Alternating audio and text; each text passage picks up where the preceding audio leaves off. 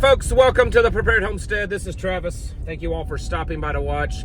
The only really substantial thing that I saw in the news today was that the United States has been contacting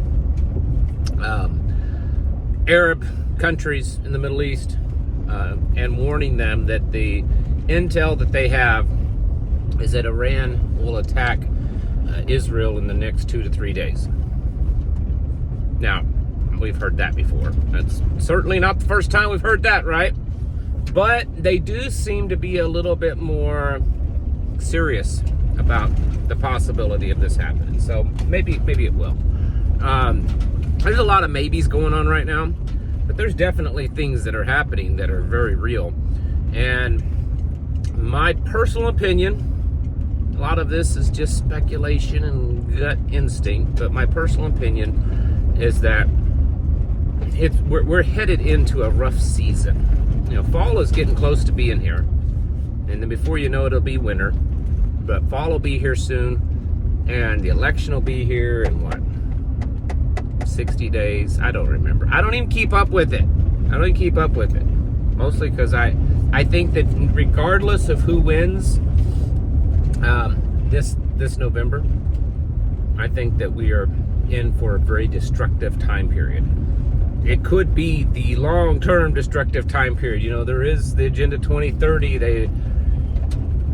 So many of the things, you know, looking back a few years ago, even though there's the 2030 is that big agenda date, that by 2025, a lot of this stuff was going to start being implemented. And, you know, the Real ID is supposed to be implemented next year, all kinds of stuff.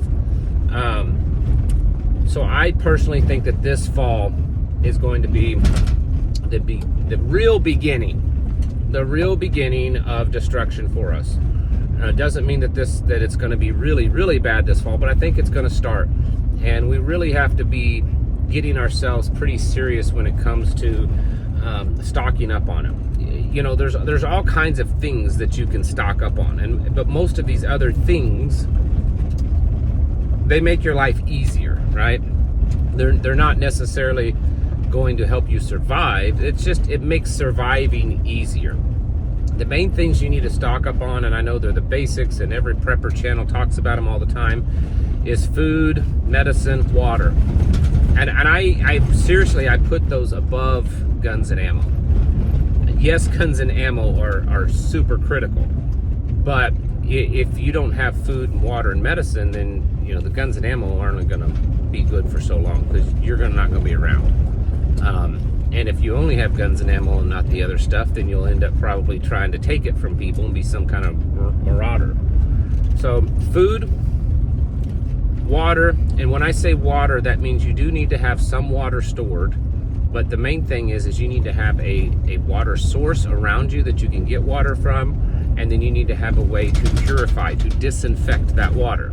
So maybe you decide to purchase an above ground swimming pool, you know, say an 18-foot, you know, 4-foot tall, 18-foot diameter swimming pool. You're talking about 8,000 gallons of water there. That isn't going to make it a whole year. If you're a family, you're not going to, it'll be tough. It'll be tough to make it a whole year on just that water. But it's going to collect water as it rains. But, you know, maybe you have a pond or a creek or, you know, something around. Maybe you have a well, but you just need to have a way to pump it when the electricity goes off. Regardless, water, food, medicine. Now, food, I know that we're going over some basics here, but I have a point to all this. A year or two of food really should be the minimum of how much you have stored up. But you're going to go through that food really fast. You'll burn through that food a lot faster, and most of the time, if you set aside an amount of food and you say, this is enough for 1 year, 365 days of eating for my family, is sitting on that shelf, I highly doubt that it'll last 365 days. It's just not going to happen. So you're going to go through food fast, so you need to be producing food. And the more food you're capable of producing, the more that you can do. You know, think of security. You know, you live out in the country or the city, but especially the country, there's so many benefits to it, but there's also some drawbacks. Someone can sneak on your property and take you out and no one will ever know about it. There's no one around. There's so many hiding places, unless you live like in the middle of Kansas where it's flat and there's nothing around. Here in the Ozarks, there's all kinds of trees and hills. And no matter how much you try to create a clearing around your property, you know, someone wants to sneak on your property and take you out behind a tree, you know, they could do that. So one of the things that you can help guard against that is have some good dogs. Good dogs that bark. They don't even need to be attack dogs. They just need to make a lot of noise when something is on your property that they don't know.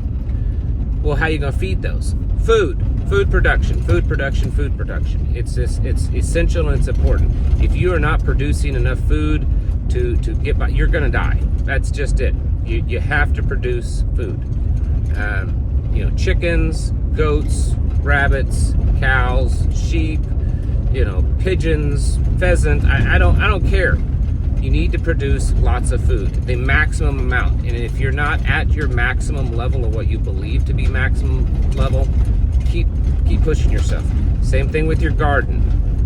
Every year, we expand our garden a little bit more, and you know, till up new spots, plant more stuff, because we want to get to a point that we're just, you know, we have too much. Really, that's a good problem to have. So you want to have a lot of food. Medical stuff, I've been doing medical series over on Locals and Patreon. You need to have more than a first aid kit. You know, if your medical supplies is a little IFAK you bought off of a website, or one of them little first aid kits you bought from Walmart or something, ain't gonna cut it, folks. Not gonna cut it. You need to really understand medicine, emergency medicine. You need to understand the basics of herbal medicine, how to treat injuries and illnesses and diseases and stuff. You don't have to be a doctor, but you need to be pretty good at taking care of things. I mean, even to the point of stitching up a wound and setting a bone and, you know, all of this kind of stuff. Why? Because if things really fall apart, which I think it's more and more likely that they will, there may be a time period that you don't have access to modern medicine. So you need to be able to take care of things on your own. Yes, you need to be able to defend yourself, and yes, firearms and ammunition are important. But if you're not able to feed yourself, heal yourself, hydrate yourself, keep yourself warm in a shelter, the gun's not going to do anything. And I only say this because I actually have met people that the first thing they do is they stock up on guns and ammo. And they don't really have any other preps. I know people that call themselves prepper and they got all kinds of cool guns and ammo, but they don't have hardly one bit. I mean, if you took all their food in their home, I don't think it would last them a week. But yet they got cool guns and ammo.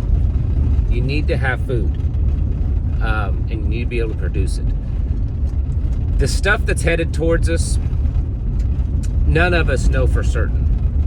But how many of you truly believe that over the next 3 or 4 months that the outlook is really positive, that the outlook is good, that there's not going to be any violence, that there's not going to be a war, that there's not going to be a pandemic, that there's not going to be a civil war, that there's not going to be any financial problems? How many of you truly believe, when you sit back and you see everything that's going on? I mean, I'm not saying this stuff to scare you. I'm not trying to get you to panic and, oh my goodness, I'm not ready. That's not it. I'm asking a question. How many of you, from your perception, from what you can see, what you know that's going on, how many of you can see that and say, oh, I don't really think it's going to be that bad. I think it'll be all right. I think so-and-so's going to get elected and it'll be okay, right? I don't know of anyone personally that think that. And my circle of friends aren't just preppers.